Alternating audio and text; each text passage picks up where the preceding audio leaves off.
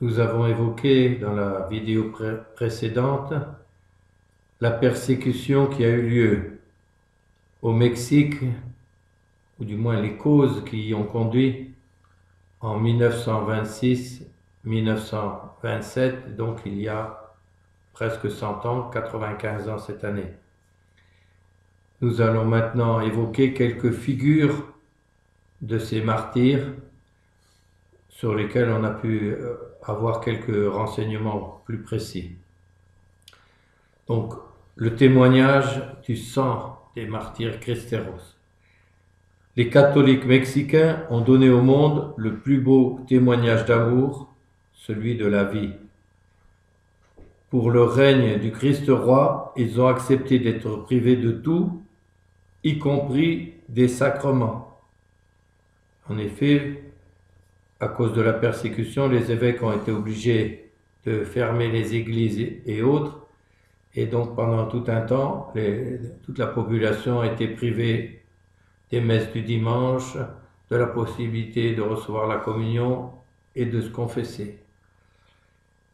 Ils ont le droit de chanter avec les Vendéens, auxquels leur combat les rattache par tant de similitudes. Nous n'avons qu'un espoir au monde, c'est la victoire du Seigneur. C'est un des chants vendéens. Nous n'avons qu'un espoir au monde, c'est la victoire du Seigneur.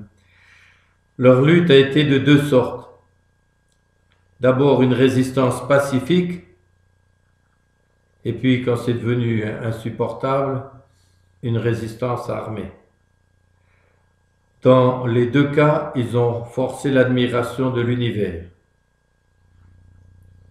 Nous n'évoquerons d'abord ici que les cas de résistance pacifique, d'abord du clergé, ensuite des laïcs. Résistance qui les a conduits jusqu'au martyre. Donc, nous allons donc évoquer quelques figures des glorieux martyrs mexicains du Christ roi. À la lecture des sublimes témoignages de foi catholique, on ne peut qu'être submergé d'une émotion puissante qui enflamme à l'amour de Dieu. On n'a qu'un désir, c'est de prier ces martyrs, d'intercéder pour nous obtenir leur foi et leur force. Et dans les circonstances dans lesquelles on s'enfonce toujours plus, on aura bien besoin et de leur intercession et de penser à leur magnifique exemple. On verra des personnes comme nous, toutes simples, toutes droites, qui tout d'un coup se trouvent devant le choix à faire, soit je me laisse aller et je vais contre la foi et je me laisse entraîner peu à peu vers l'apostasie, soit je résiste et alors évidemment je me mets devant des ennuis, des difficultés et autres qui deviennent de plus en plus difficiles jusqu'à avoir dans ces cas-là à donner sa propre vie. Peut-être que la Providence ne nous demandera pas d'aller jusque-là, mais quant à la résistance, elle nous la demande déjà. Ces témoignages de foi seront ici regroupés par thème. Les prêtres, les membres de l'Action catholique et les jeunes gens. Sans toutefois omettre à la fin quelques témoignages aussi des pères et mères de martyrs. Leur témoignage, quoique non sanglant, n'est pas moins sublime et touchant. On va commencer donc par les prêtres. 200 prêtres au moins ont été exécutés pendant la période 1926-1928, donc au Mexique. Ce nombre montre que le clergé n'avait pas abandonné son troupeau de façon systématique pour éviter les décrets persécuteurs. Bien sûr, il y en a très exposés qui ont été obligés de se cacher, mais il y en a d'autres qui sont restés au milieu de leurs fidèles, même si quelquefois c'était d'abord caché avant d'être découvert et pris et exécuté. Nous citerons quelques cas sur lesquels nous avons trouvé des récits substantiels. Le premier cas que nous allons évoquer, c'est le curé de Jalisquillo. martyr eucharistique. C'est en 1926, du coup, c'est au début de la persécution. il célèbre la messe dans son église paroissiale. Surgit le député Moreno avec des soldats en armes. Il crie, vraisemblablement en raison de dispositions locales ou particulières, La messe est interdite. Nous venons arrêter les coureurs, expulser les fanatiques et mettre les scellés. les scellés. Les scellés, excusez. Donc, voyez jusqu'où ça va. Pendant un office, ils viennent avec les soldats, ils arrêtent le curé, puisque forcément ils savent qu'il est là pour célébrer la messe. Ils font sortir tout le monde, alors qu'ils appellent expulser les fanatiques, parce que malgré les interdictions, ben, ils ont eu le courage d'aller à la messe, malgré le fait qu'on leur ait dit « vous n'avez pas le droit de rentrer dans l'église ». Pour une raison ou pour une autre, ils y sont quand même allés à cause du précepte dominical. Et on fait mettre les scellés sur la porte, donc on fait fermer à clé, puis on met des espèces de verrous et tout ça pour que les gens ne puissent plus rentrer. Le prêtre demande le temps de finir l'office, ou du moins de pouvoir consommer les saintes espèces. Donc ils sont en plein après la consécration. Donc laissez-moi au moins finir la messe, quoi. Ou au moins consommer les saintes hosties. On le bouscule. Il consomme l'hostie consacrée pour éviter un sacrilège. Son geste lui vaut la mort, il tombe criblé de mal. Les assistants qui étaient restés pétrifiés sont soulevés d'une sainte indignation. Ils sont sans armes, mais ils s'élancent pour chasser les sacrilèges. Dans la bousculade, le député Moreno prend un mauvais coup qui le tue. Voilà, c'est le châtiment immédiat. Les gens, on les pousse à l'exaspération. Attention, messieurs les persécuteurs, d'abord votre temps est compté, et quelquefois, même de votre vivant, vous pouvez avoir des retours de flamme. Et ça a été le cas de ce député. Les soldats de l'armée fédérale reviennent en nombre à Asquilino. Ils rassemblent tous les hommes et sur le nombre en désignent 9 qui sont pendus à un gros arbre sur la place de l'église.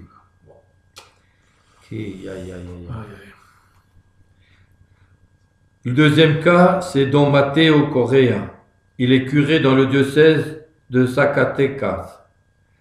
De passage chez le propriétaire de l'hacienda de Lanetes, M. José Miranda, il est appelé pour administrer un mourant, donner les derniers sacrements.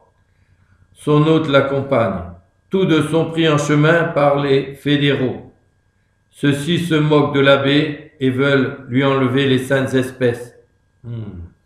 Et parce que forcément, comme il va donner l'extrême onction, il a amené aussi pour donner le saint viatique au mourant. Don Matteo s'écrie: Tuez-moi si vous le voulez, mais je ne serai pas complice de votre impiété. Il consomme le saint viatique, et il est obligé de le faire, puisqu'il risque d'être tué, et donc, malheureusement, tant pis pour le mourant, puisqu'il est empêché. Il est alors roué de coups. Son compagnon et lui sont arrêtés, conduits à Valparaiso puis à Durango. La Providence permet que l'impiété des bourreaux du Mexique tourne en cette occasion au réconfort des soldats du Christ roi qui allaient être fusillés. Oui, comme il est amené en prison, il trouve des gens prisonniers qui étaient condamnés à être fusillés. Du coup, il va pouvoir leur donner ce qu'il n'a pas pu faire avec le mourant chez qui il devait aller. Du coup, la Providence l'envoie faire avec plusieurs autres qui vont être exécutés. L'abbé est en effet chargé de les confesser. Il le fait. Le général Ortiz lui déclare ensuite: Et maintenant, tu vas me révéler ce que ces bandits ont pu te dire. Alors, autrement dit, il veut lui faire manquer au secret de la confession. Qu'est-ce qu'ils ont accusé comme faute, hein? Alors, le prêtre lui répond: Cela jamais, répond le prêtre. Tu refuses? Je vais te faire fusiller avec eux. Faites-moi fusiller. Je ne violerai pas mon secret. Voilà. Donc, Très bien. et martyr du secret confessionnel. Entre parenthèses, on a vu que actuellement aussi, soi-disant pour certaines causes, il faudrait que le prêtre dise viole le secret de la confession, etc., parce que sinon ça serait le cautionné et autres. Comme si le fait qu'il reçoive une confession, qu'il exhorte un coupable à se corriger et autres, était propre à l'excuser. Si l'autre se sentait pas coupable, il ne viendrait pas se confesser. Et d'autre part, si celui qui venait se confesser pensait qu'on pouvait révéler ce qu'il allait dire, eh bien, il ne viendrait pas se confesser. Donc ça changerait absolument rien, si ce n'est que quand ils viennent se confesser, eh bien, le prêtre peut, d'abord, ça leur fait regretter ce qu'ils ont fait. Le prêtre, généralement, leur demande de réparer autant qu'ils peuvent le faire, et généralement aussi de prendre la résolution de ne pas recommencer. Donc, voilà. Troisième cas, Don Saba Reyes. Il est vicaire de l'église de Tototlan. De même que son curé, il se cache à l'approche des troupes gouvernementales. C'est normal, ils ne vont pas s'exposer pour rien. Hein. Le 12 avril 1927, donc là c'est vers la dernière année, non, au milieu, puisque ça va jusqu'en 1928. Le 12 avril 1927, les soldats arrivent dans le bourg. Ils ne trouvent que l'ancienne servante du curé. Ils lui demandent de révéler la retraite des prêtres. Elle refuse de parler. On la torture. On feint de la pendre, donc on fait semblant de la pendre, et on la relâche avant l'étranglement. Elle ne parle toujours pas. Plusieurs fois, les soldats recommencent. Exténuée, la pauvre dame âgée parle et dit où s'est retiré le padre Reyes. Les soldats l'arrêtent et lui demandent la cachette du curé Vicara, dont Reyes dit qu'il n'en sait rien. Le général commandant la troupe ordonne qu'on l'attache au portique de l'église, de façon à ce que ses pieds ne touchent pas la terre. On l'interroge à nouveau. Il répond qu'il n'en sait rien et que de toute façon, il n'aurait pas pu trahir son supérieur. Il ajoute: Vous me faites souffrir en haine du Christ. J'accepte ce tourment pour son amour. Les soldats lui plantent alors des sabres et des baïonnettes dans la chair. 3 jours durant, le supplice dure. 3 jours durant.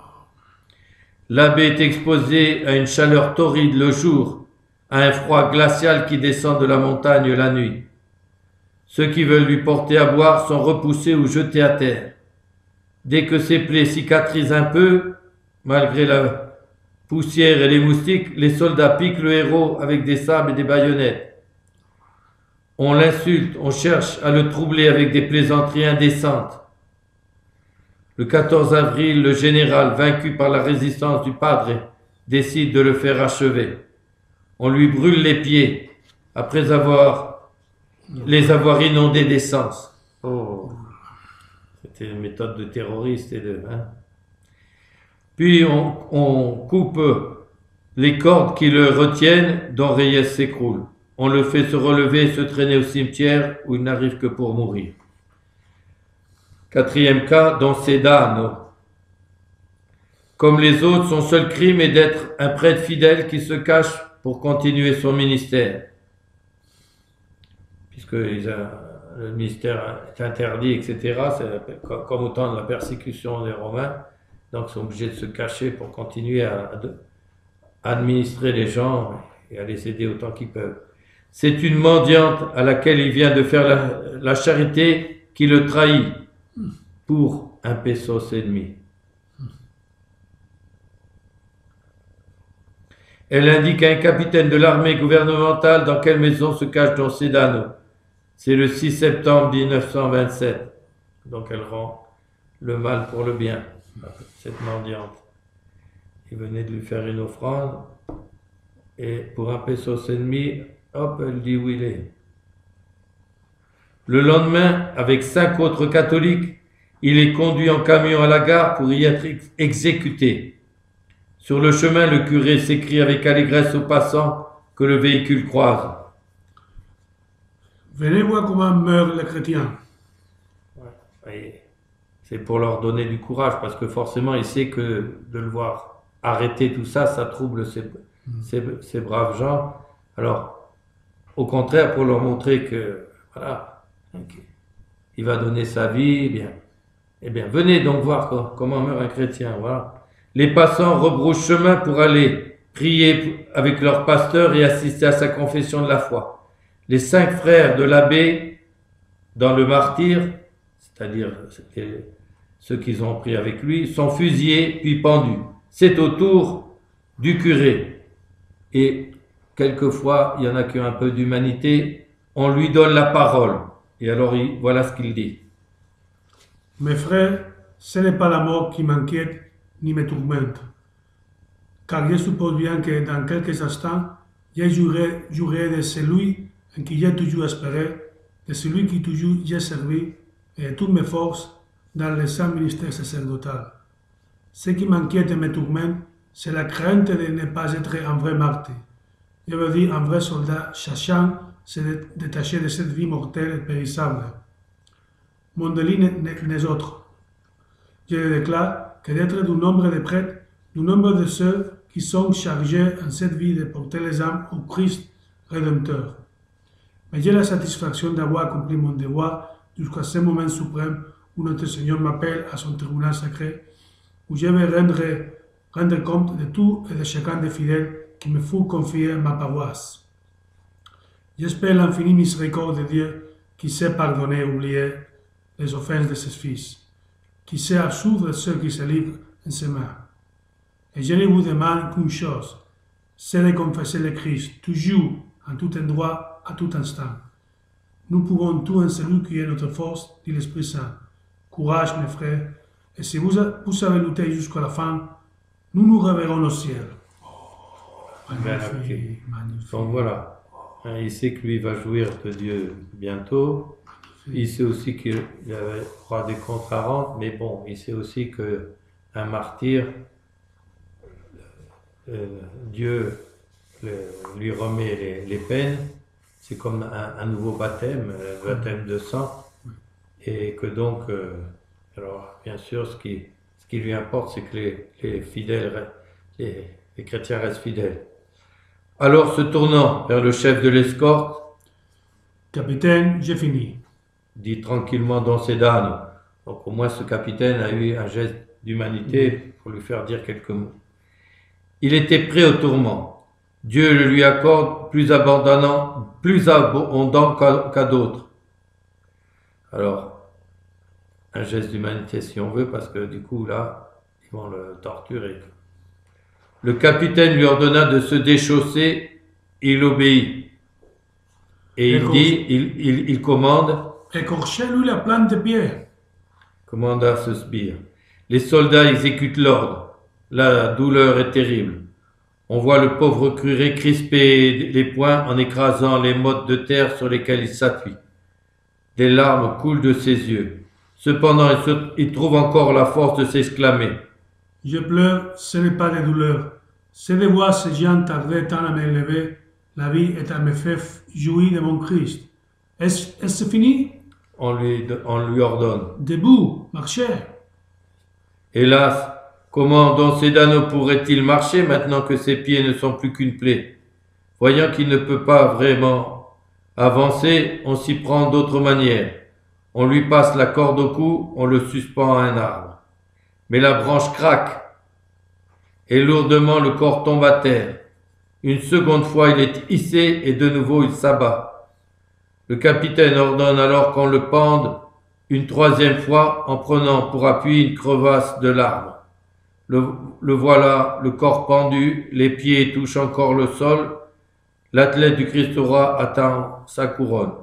Une pluie de balles va la lui donner. Comme l'ignominie volontiers s'ajoute à la cruauté en ces spectacles de justice, les soldats s'amusent ensuite à des exercices de tir en prenant le cadavre comme pour cible. Le corps reste exposé dans l'appareil du supplice et des photographes sont mandés par les soudards pour immortaliser leur exploit. Voilà. Et puis aussi pour pouvoir publier des photos pour faire peur à tout le monde. C'est leur but aussi. Maintenant, on va citer deux autres qui ont été des émules du proto-martyr Saint-Étienne, et de quelle façon? En allant jusqu'à prier pour leur bourreau. Et d'abord, cinquièmement, Don José Robles. Il avait été ordonné prêtre en 1913 pour l'éternité. En janvier 1927 commencent les premières tracasseries à son encontre. Longtemps, il refuse de se cacher en répétant. Un pasteur n'abandonne pas son troupeau.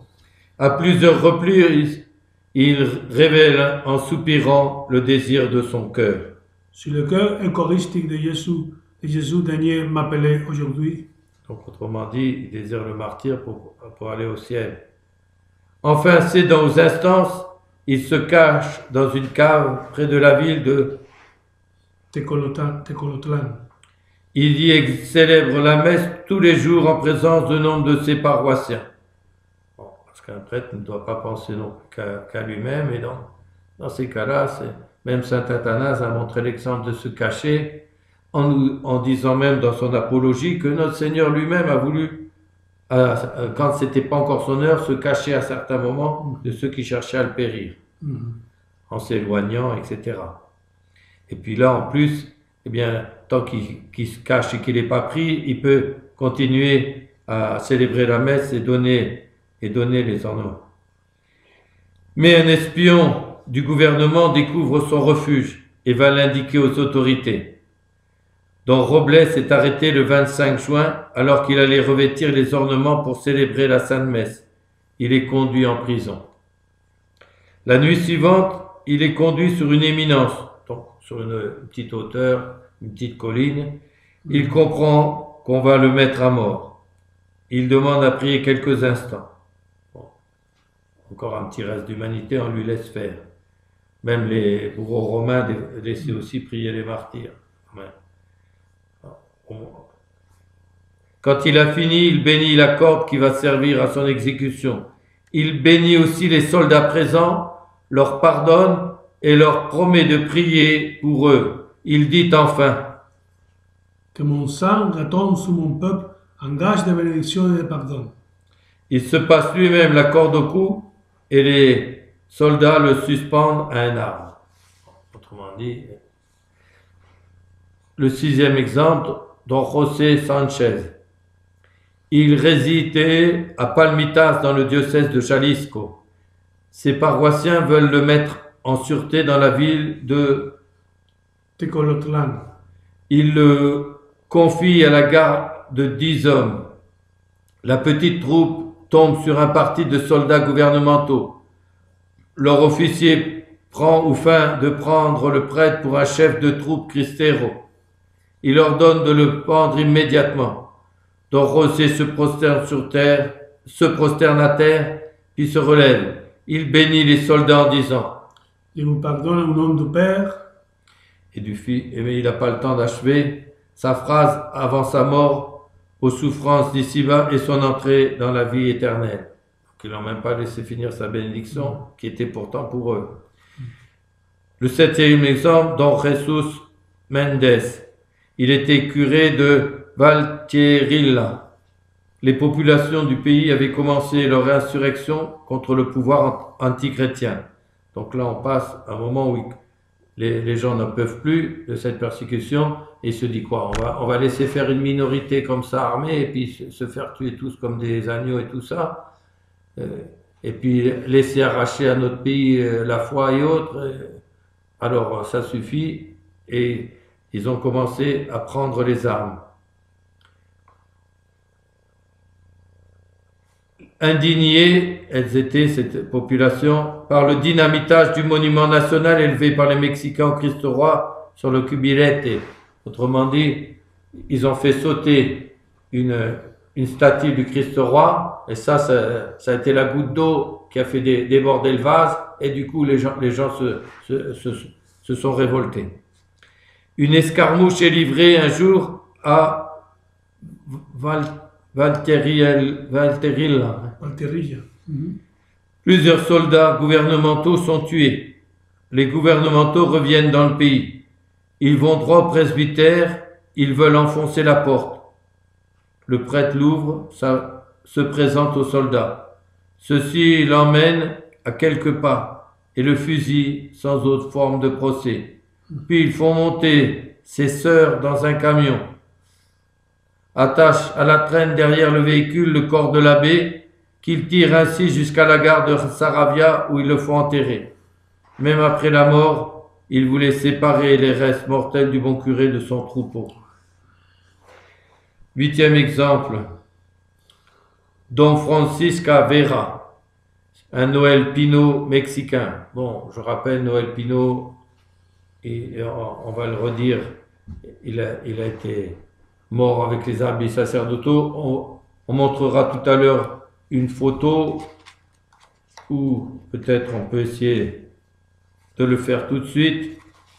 Ici, alors les photos sont très mauvaises, mais bon. On voit ici, en haut, au-dessus de Farfan, les soldats qui sont en train de tirer sur un prêtre en habits sacerdotaux. Donc, comme ça a été pour Noël Pino. Donc, Don Francisco Vera, Noël Pino mexicain. Par une providentielle coïncidence, le pape Pie XI avait remis une statuette du bienheureux Noël Pino à une commission d'évêques mexicains peu après la béatification du martyr français. Comme le bienheureux Noël Pino, Don Vera a refusé de prêter serment au gouvernement et de se soumettre à ses exigences. Comme lui, il continue à exercer son ministère au péril de sa vie. En Vendée et dans toute la France, tous ceux qui n'avaient pas fait le serment schismatique avaient l'interdiction de célébrer la messe, de donner les sacrements. Non seulement les églises leur étaient fermées, mais même quand ils le faisaient en privé, s'ils étaient pris, ils étaient arrêtés puis exécutés. Il réunit comme lui les fidèles dans les fermes et leur distribue les sacrements. Comme lui encore, il a relevé par sa parole et son exemple des courages défaillants. Comme lui enfin, il est arrêté. Don Francisco a commencé à célébrer la Sainte Messe. Voilà, il va être pris pendant la messe. On ne lui laisse pas le temps d'ôter les vêtements liturgiques. Ces dernières paroles sont celles-là même du bienheureux Noël Pino. Introigo d'altare Dei. Donc, autrement dit, le Noël Pino, il fallait qu'il monte quelques marches pour aller sur l'échafaud, comme il le faisait tous les jours pour monter à l'autel, et donc il commence par les prières au bas de l'autel, introbo ad altere Dei, je monterai vers l'autel de Dieu. Sauf que cette fois-ci, ça va être lui la victime, pour s'offrir. Auquel il ajoute celle propre à la Christiade. Viva Cristo Rey. Une émouvante photographie le montre devant le peloton. 9e exemple, les abbés Cristobal Magallanes et Augustin Calocra. Le premier est curé de Totiche. Oui, Totiche. Le second est son vicaire. Tous deux sont fusillés le 25 mai 1927 à Colotlan, sur ordre du lieutenant-colonel Enrique Medina. Avant de mourir, Don Malagan dit « Je meurs innocent que mon sang chez l'Union des catholiques mexicains. » Don Caloca tombe en disant « Nous vivons pour Dieu, pour lui nous mourons. » Voilà. Que ça serve de ciment entre les catholiques mexicains. Alors, on a vu les prêtres et on voit ici un frère, le frère Junipero. Pour dissimuler son ministère, tout en secourant les malheureux, le frère franciscain Junipero exerçait la profession de potier à Zamora, avec le frère Humilde. Ça, pendant le martyre, il y en a beaucoup qui faisaient ça. Ils prenaient un métier aussi pour survivre, et puis ça leur permettait d'être plus discrets pour faire le ministère. Même les apôtres on voit Saint Paul, il fabriquait des tentes et autres, Oui. d'une part pour vivre, il faisait son ministère. Parce qu'ils n'avaient encore pas de communauté pour les aider à vivre. Un mendiant dénonça son ministère au général Fox. Le frère est convoqué devant le tribunal du général. Celui-ci lui demande. Combien avez-vous dit de messes? Il répond. Monsieur se le figurera aisément. Il y a près de 45 de prêtrises. Alors, donc, il se fait appeler frère Junipero, mais parce qu'il est franciscain, mais donc il est aussi prêtre. À ce moment-là, donc 45 ans de prêtrise, et il a 70 ans. La vérité est que je le dis beaucoup. Je ne vous demande pas cela, mais combien de messes vous avez dit depuis qu'il est défendu d'en dire?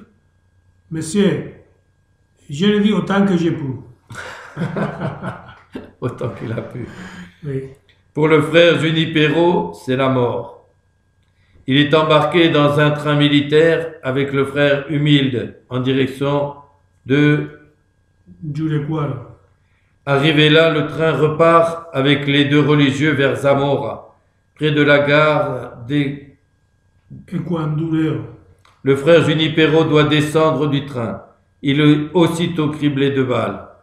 Mais parce qu'ils ne veulent pas de témoins comme ça, parce qu'ils se rendent compte que les martyrs sont semences de chrétiens. Au début, ils le font devant tout le monde parce qu'ils veulent les effrayer. Mais quand ils se rendent compte qu'au lieu d'être effrayés, les gens sont au contraire encouragés dans la foi, alors du coup, ils essayent de le faire en cachette, quoi. Donc il est criblé de balles, mais il reste debout de façon extraordinaire. Un soldat prend le cadavre dressé par les cheveux et doit le tirer sur le bas-côté. Donc il est resté debout, bien qu'il était criblé de balles. Le train repart. Alors voilà, déjà le prêtre d'un côté, le frère Humilde est tué quelques kilomètres plus loin, un peu avant Zamora, et son corps est jeté au fossé. Donc voilà, pour pas qu'il soit trouvé, et que si possible leur corps soit complètement décomposé avant que les gens les trouvent et les enterrent, ou qu'ils soient dévorés par des animaux. Cependant, comme au temps des persécutions romaines, il y a de courageuses femmes pour aller réclamer les corps des martyrs et les enterrer religieusement. Le frère Junipero est solennellement inhumé dans le village d'Ecuandureo. Le frère Humilde à Zamora. Alors maintenant, deux émules du père Coudrin. Bon, c'est encore un des prêtres sous la Révolution qui, bon, lui n'a pas été pris, mais il a fait des choses extraordinaires, notamment il s'était déguisé, il avait assisté un colonel de gendarmerie révolutionnaire qui était repentant, qui lui a demandé les derniers sacrements, et du coup il a pris son uniforme et il s'en est servi il a pris son uniforme et s'est laissé passer, il s'est fait passer pour lui, et avec ça il a été dans parce que c'était un officier déjà assez élevé, donc il avait des laissés-passer, et avec ça il est allé dans les prisons, confesser les gens, etc., célébrer. Puis il demandait qu'on le laisse seul avec les prisonniers, etc. Bon. Et il a réussi à faire énormément de bien. Il a même été une nuit, le père Coudrin, c'était en été, il a escaladé la fenêtre de la chambre où se trouvait l'évêque intrus de Paris, je crois que c'était Goebbels. Il y a des noms prédestinés comme ça, c'était pas Goebbels, mais c'était presque pareil. Et il lui avait dit, Monsieur l'abbé, vous êtes en état de péché grave, etc., de trahison. Si vous avez un jour besoin de mon ministère, je suis le père Coudrin, vous me trouverez à tel endroit. Et donc, l'évêque aurait pu le dénoncer, l'évêque intrus. Et finalement, il a dû quand même admirer le courage qu'il avait. Et peut-être que ça l'a travaillé intérieurement, mais on ne sait pas si ça a pu produire après des fruits. Mais en tout cas, voilà le courage du père Coudrin. Donc ici, 2 émules du père Coudrin. 11e cas, le padre Andrés Sola. Il est né le 7 octobre 1895 à Taradell, en Catalogne, dans une famille qui comptera 11 enfants, dont 2 religieux, des missionnaires du Cœur Immaculé de Marie et un prêtre séculier, donc 3 dans la famille sur 11 enfants. C'est une mission prêchée par un missionnaire du Cœur Immaculé de Marie qui entraînera la vocation d'Andrés et de son frère Santiago. Andrés a 13 ans et son père veut le garder à la terre. La réponse à la vocation est retardée, mais Andrés persévère dans son dessein. Son père le laisse partir au postulat en 1909. Il y demeure 4 ans, puis suivent 6 ans de noviciat. Là vous voyez, c'est pas seulement 1 an, c'est 6 ans de noviciat. Et l'ordination le 23 septembre 1922. D'un caractère vif, il a appris, à force de patience, à dompter les outrances de son tempérament. Après 1 an encore de préparation, il s'embarque le 25 juillet 1923 à Barcelone pour le Mexique, dont Andrés est nommé professeur des postulants au collège de Toluca. Mais son âme ardente le pousse vers la prédication. Devant son zèle, ses supérieurs lui accordent cette mission en décembre 1924. Au bout de 4 mois, il a prêché 80 missions. Ouh là là. Oui, en fait, c'est 80 sermons. 1 an plus tard, dans une lettre à sa mère, il fait le total des prédications qu'il a faites depuis son arrivée au Mexique et arrive à 700. Il est partout, dans les villes, les villages, les hameaux. Le feu qui l'anime dans ses homélies l'a fait surnommer par les campesinos El Padre Santito. Arrivent les décrets impies de 1926. Il ne se soucie pas des arrêts du gouvernement interdisant la prédication. Ils sont, soi-disant, après, ils disent qu'ils sont pour la liberté, tout ce qu'on veut. Oui. Ni de celui prévoyant l'expulsion des prêtres étrangers daté du 19 mai. Quant à celui du 14 juin, voulant soumettre l'Église mexicaine au pouvoir antichrétien, voici ce que Don Sola en écrit au Padre Ribera. Donc c'est toute une lettre qu'il écrit, et donc c'est intéressant pour les circonstances de la persécution. Presque tous les prêtres ont cessé de dire la messe, même dans les oratoires particuliers. Ont cessé, Oui. presque tous les prêtres ont cessé de célébrer la messe. Oui. Grâce à Dieu, j'ai continué à la célébrer chaque jour et j'ai distribué la communion à de nombreux fidèles dans les maisons. Le décret est entré en vigueur le 30 juillet. Il fallait voir pendant la dernière semaine la foule de toutes classes et de toutes conditions qui venaient réclamer les secours de l'Église. Il y a eu de nombreuses conversions. On constatait un changement dans les toilettes qui sont fort modestes. Dans toutes les maisons, des signes de deuil comme s'il y avait des femmes. Les rues étaient désertes. Les commerces semblaient paralysés. Dans la direction des églises, des pèlerinages d'enfants à genoux qui suppliaient à grands cris.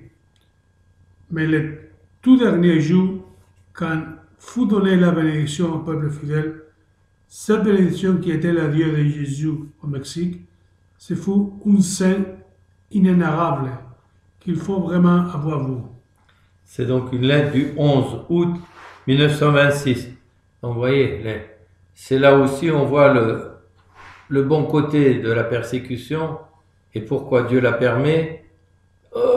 Les gens sont dans la routine, tout ça, on se permet des petites tenues légères pour les dames, etc. Des comportements légers pour les messieurs et autres.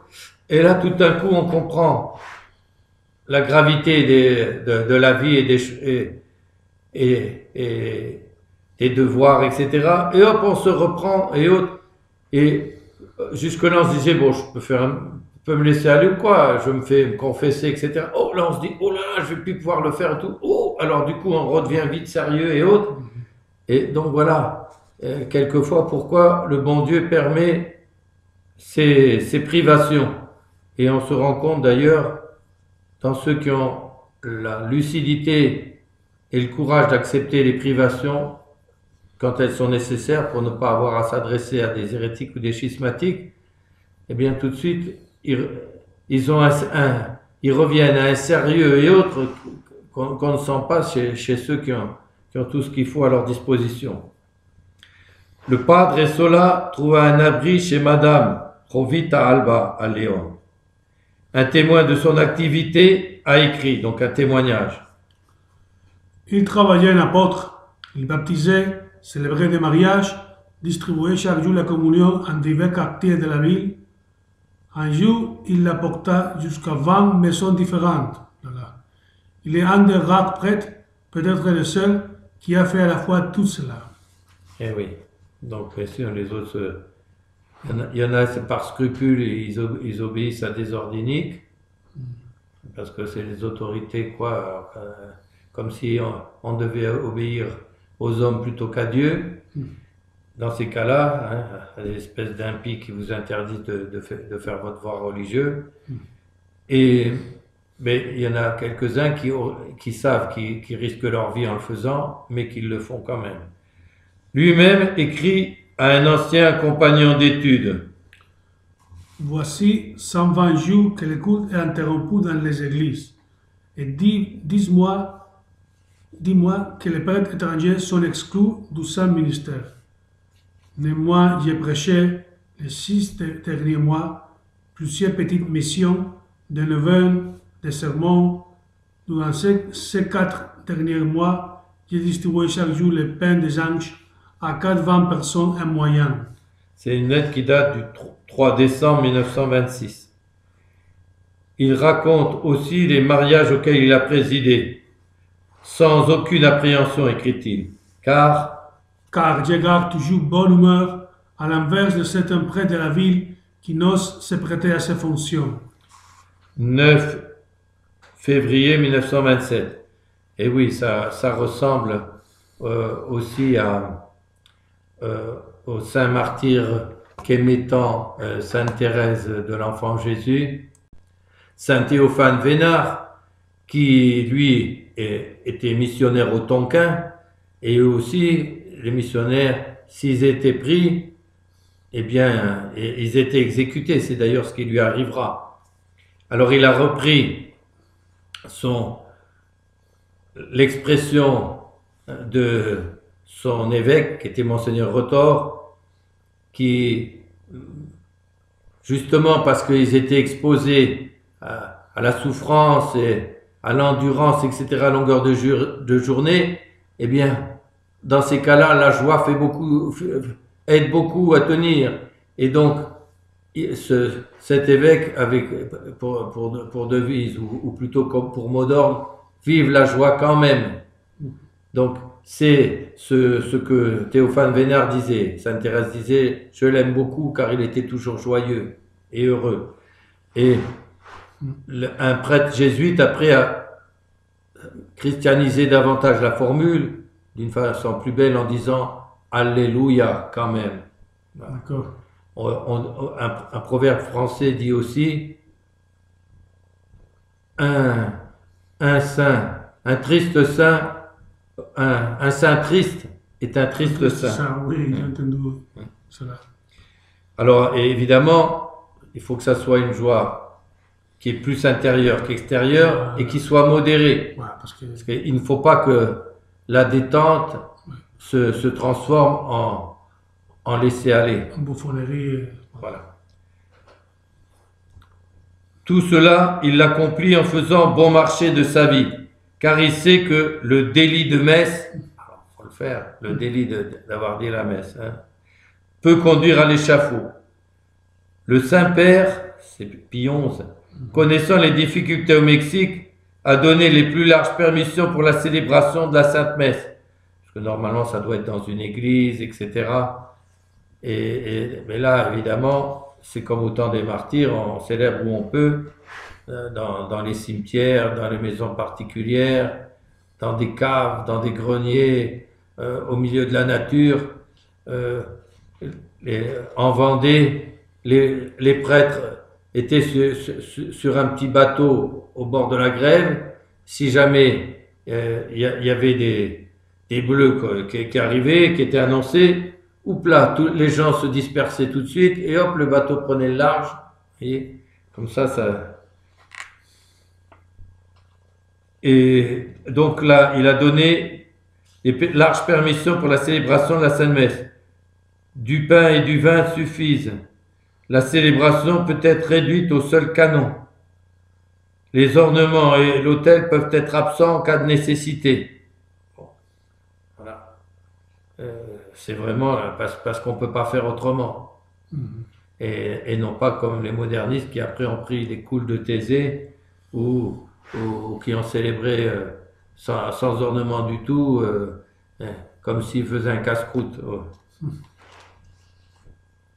Quant à don Andrés, il use de toutes les précautions et ruses pour déjouer les menées des espions gouvernementaux. Voilà, toujours pareil, les espions, on mêle des gens qui font semblant d'être chrétiens, de vouloir avoir la messe, tout ça, pour pouvoir les trouver et puis les prendre. Hein.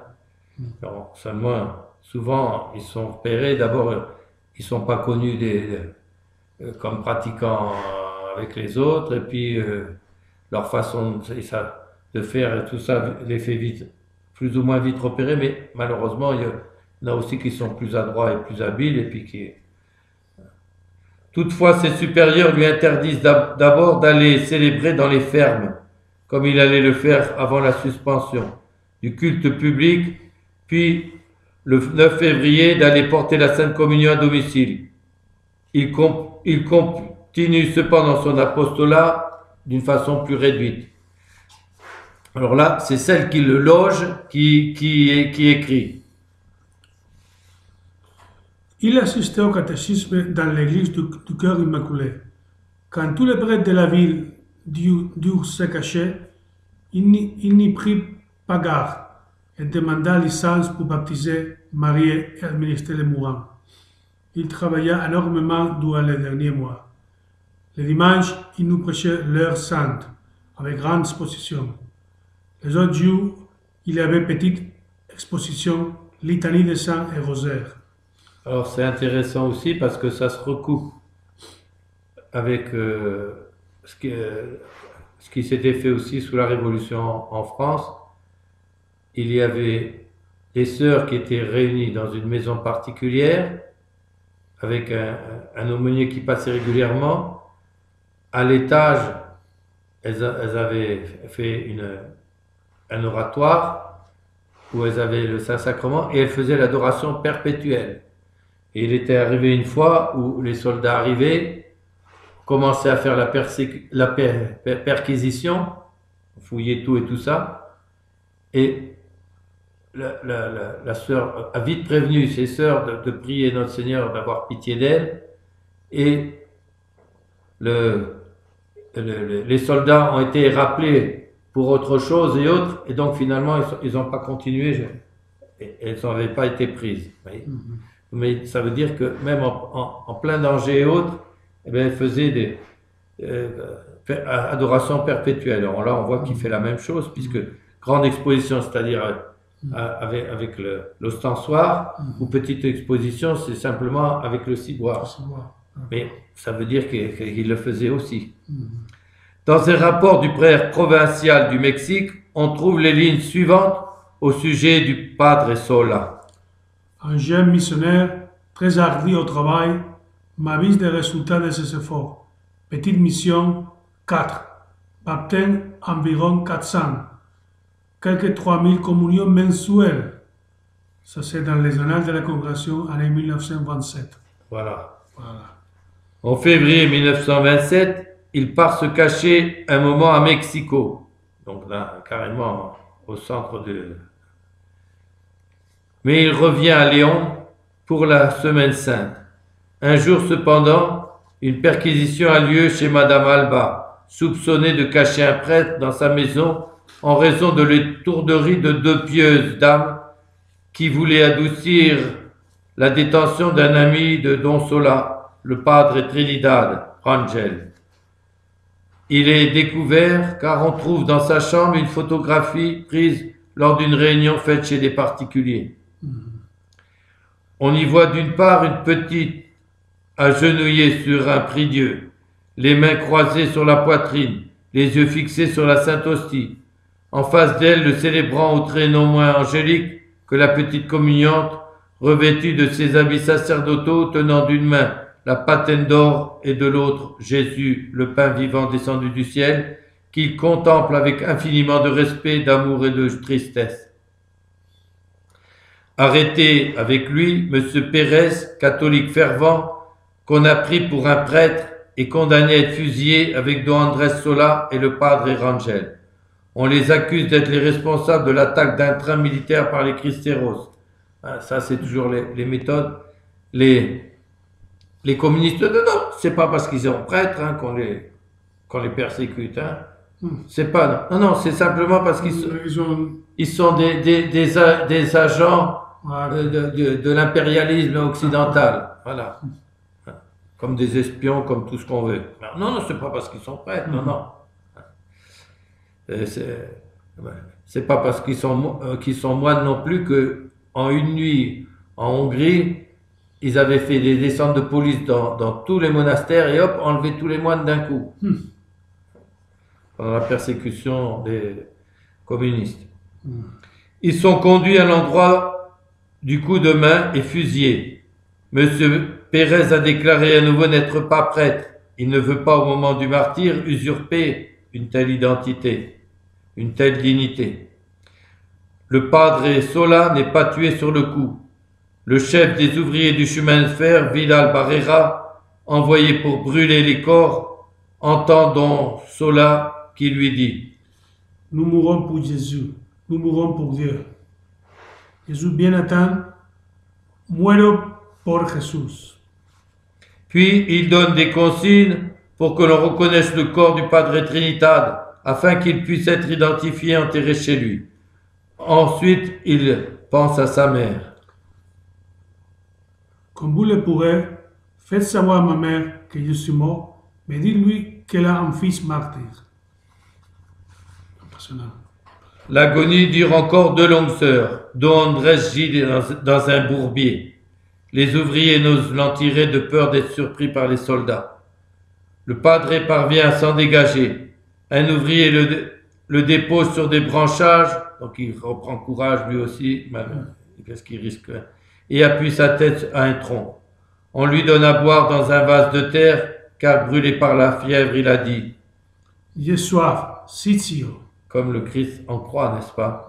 Enfin, il déclare « Mon Jésus miséricorde, Jésus pardonnez-moi, c'est pour votre cause, oh Jésus, que je meurs. Mon Dieu, je meurs pour vous. » Si vous nous le traduisez en espagnol. Jesús mío, misericordia, Jesús, perdonadme, es por vuestra causa, oh Jesús, que muero. Dios mío, yo muero por vos. Car c'est dans cette langue-là qu'il l'a dit. Il s'éteint en cette vie pour régner dans l'autre. Alors maintenant, on va s'attarder encore sur un des plus célèbres martyrs cristeros, qui est le padre Miguel Pro.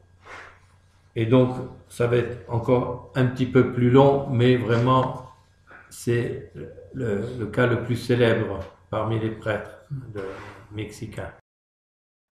12e exemple donc, et le dernier qu'on évoquera ici, on va s'y étendre plus, c'est le padre Miguel Pro.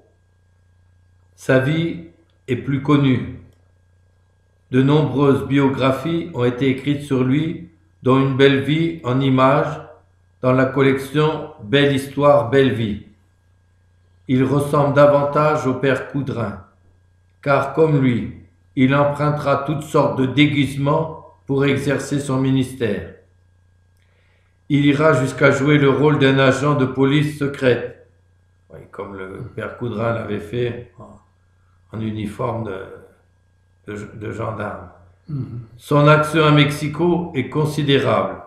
Il prêche des retraites, administre les sacrements et va arracher les âmes aux démons jusque sur le lit de mort de vieux pécheurs. Il poursuit ainsi son périlleux ministère pendant de longs mois. Le 13 novembre 1927, des catholiques qui ont décidé d'appliquer la théorie du tyrannicide exposée par saint Thomas ont jeté une bombe sur la voiture de l'impie et sectaire Obregón. L'un d'eux est arrêté, presque mort. La police invente des aveux de sa part, désignant le Padre Miguel Pro et son frère Humberto, chef de la jeunesse catholique à Mexico, comme organisateurs du complot.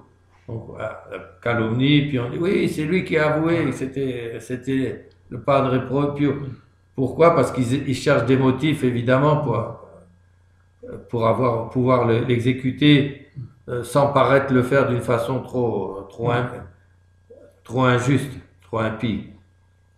Les deux frères sont arrêtés le 17 novembre au matin et conduits à l'inspection de police. Contrairement aux dispositions des articles 16 et 20 de la Constitution mexicaine, ils sont, premièrement, détenus en préventive sans ordre écrit d'un juge. Deuxièmement, non présentés en audience publique dans les 48 heures pour faire une déclaration préparatoire. Troisièmement, mis au secret. Quatrièmement, sans avocat. Cinquièmement, ne sont pas confrontés à leurs accusateurs. Sixièmement, n'ont pas faculté de citer des témoins à décharge. Septièmement, vont être condamnés à mort sans aucun jugement. De tels agissements sont le fait quotidien des régimes totalitaires. Au nom d'une constitution concoctée par eux, ils pourchassent impitoyablement tous ceux que la conscience empêche de se soumettre à des lois tyranniques. Cependant, ces vertueux défenseurs des lois sont les premiers à les violer pour assouvir leur haine. Les deux frères Pro sont néanmoins interrogés par les journalistes et leurs déclarations sont publiées dans la presse du 22 novembre. Donc, on va demander au Padre Miguel, et donc, vous êtes prêtre? Et voilà ce qu'il va répondre. Oui, et jésuite.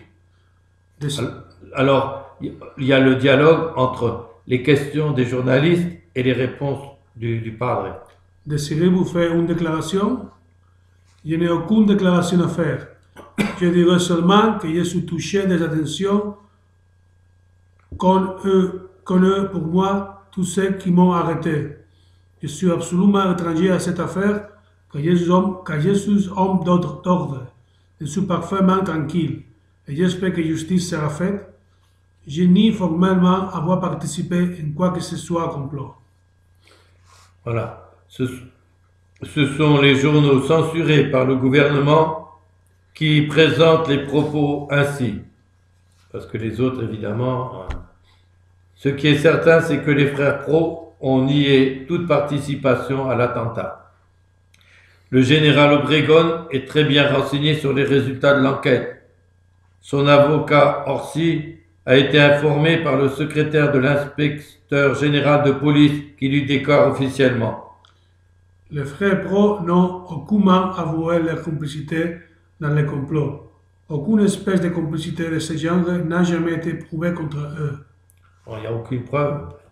C'est pourtant Obregón qui, le 22 novembre, va voir Cales, le fameux qu'on a évoqué dans la vidéo principale. Le diable meilleur.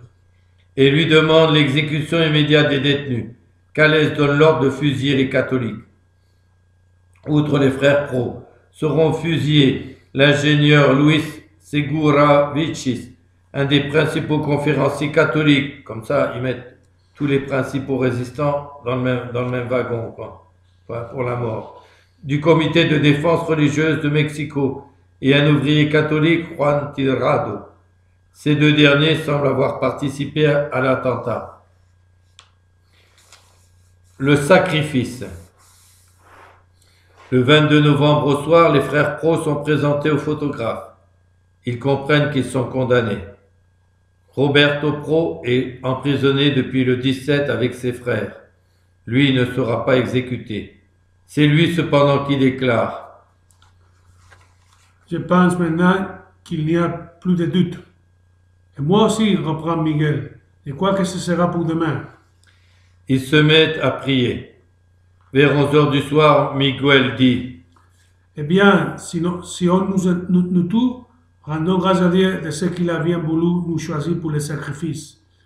Il nous donnera la force d'aller jusqu'au bout. Ces propos sont à rapprocher de ceux prononcés lors de l'arrestation le 17. Mes enfants, ils nous ont pris, offrons notre vie pour la paix et du merci. Offrons-nous tous les trois et que Dieu veuille accepter notre sacrifice. Le 23 au matin, le quartier de l'inspection générale est en effervescence. Le gouvernement a peur que des indiscrétions ne fassent connaître avant l'heure de l'exécution la sentence qui frappe les membres du comité de défense religieuse. Des gendarmes, des fantassins ont pris position à l'entrée des rues qui débouchent sur la place où est située l'inspection.